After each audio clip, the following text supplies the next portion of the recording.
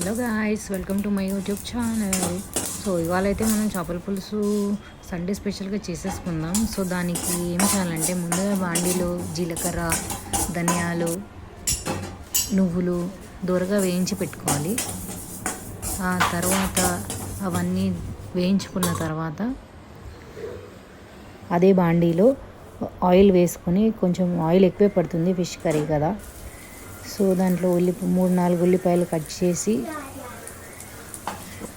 అదే దాంట్లో పచ్చిమిర్చి వేయించుకోవాలి, దోరగా వేయించుకోవాలి.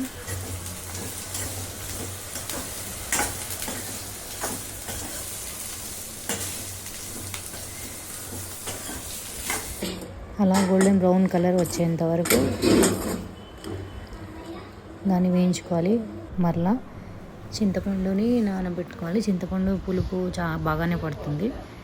అండ్ కర్రీ కోసము ఉల్లిగడ్డలు, కొత్తిమీర, పుదీనా వేసుకోవాలి. అండ్ ఫిష్ని ఇలా కడిగి పెట్టేసుకోవాలి మనము ఫ్రెష్గా ఉప్పు వేసి. దాని తర్వాత ఫిష్ మ్యారినేషన్ కోసం పసుపు, అల్లం ఎల్లిగడ్డ, లెమన్,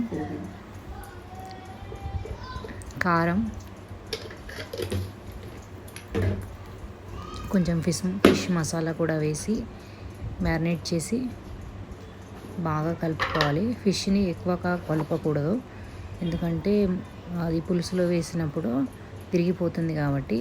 సో స్లోగా ఇప్పుడు వీడియోలో చూపించిన విధంగా మెల్లగా కలుపుకోవాలి. అలా కలుపుకున్న ఫిష్ని కాసేపు పక్కన ఉంచాలి, ఒక 10 నిమిషాలు.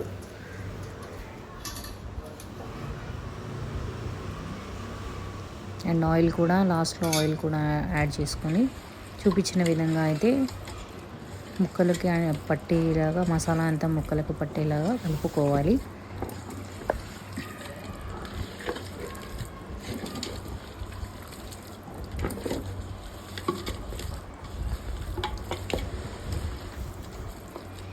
ఇలా మ్యారినేట్ చేసుకున్న ఫిష్ని ఒక 10 నిమిషాలు పక్కన ఉంచాలి.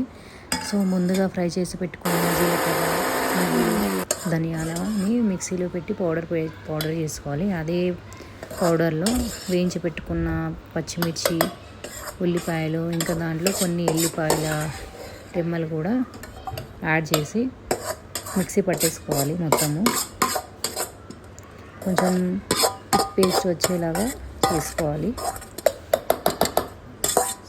మీకు అవసరమైతే కొన్ని నీళ్ళని కూడా యాడ్ చేసుకొని దాంట్లో వేసుకోవాలి.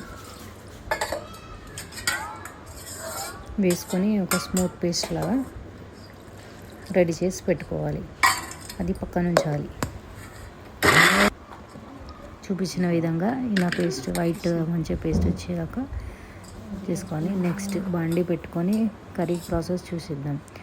చేపల పులుసుకి ఆయిల్ ఎక్కువే పడుతుంది. సో ఆయిల్ వేసుకొని ఒక 2-3 స్పూన్ల ఆయిల్ వేసుకొని దాంట్లో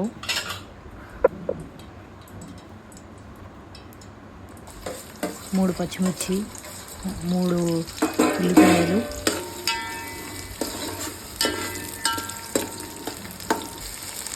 కొత్తిమీర, పుదీనా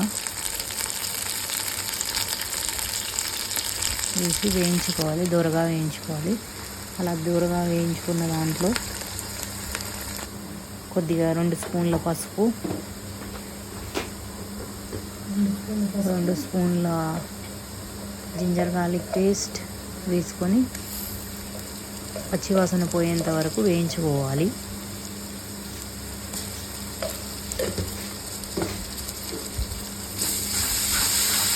అలా పచ్చివాసన పోయేంత వరకు వేయించుకున్నాక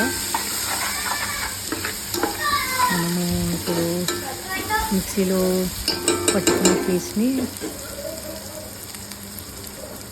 దాంట్లో వేసేయాలి. ఇలా చూపిస్తున్న విధంగా అది వేసుకొని బాగా అంతా కలుపుకోవాలి.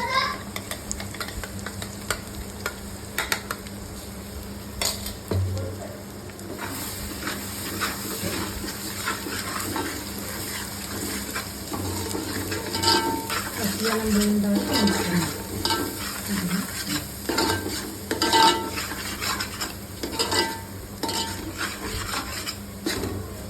ఇప్పుడు చూస్తున్నారు కదా, అలా కలుపుకొని బాగా కలుపుకొని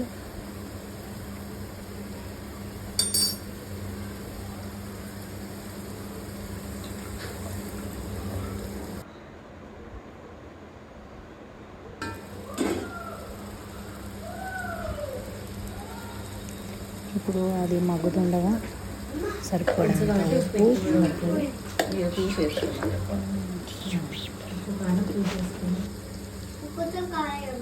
దాంట్లో వేసినాం సో చూపిస్తున్న విధంగా అంత కారం వేసి కలుపుకున్నాం.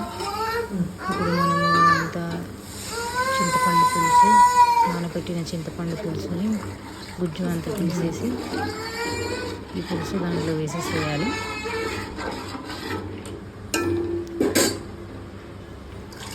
ఆ పులుసుని మనము మసలనివ్వాలి. అది బాగా మసలిన తర్వాత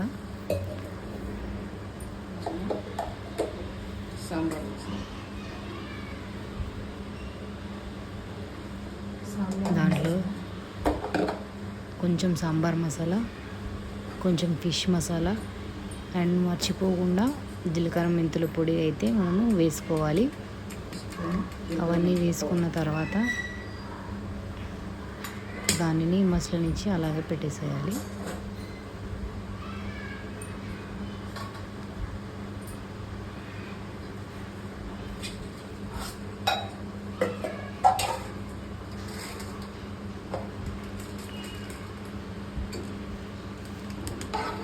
ఫిష్ మసాలా, ఒక స్పూన్ జీలకర్ర మెంతులు, ఒక స్పూన్ ఫిష్ మసాలా, ఒక స్పూన్ సాంబార్ మసాలా, కారం ఒక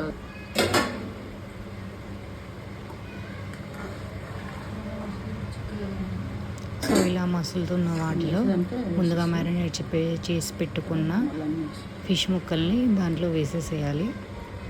అలా మెల్లిగా వేసేసాక ముక్కల్ని కదపొద్దు.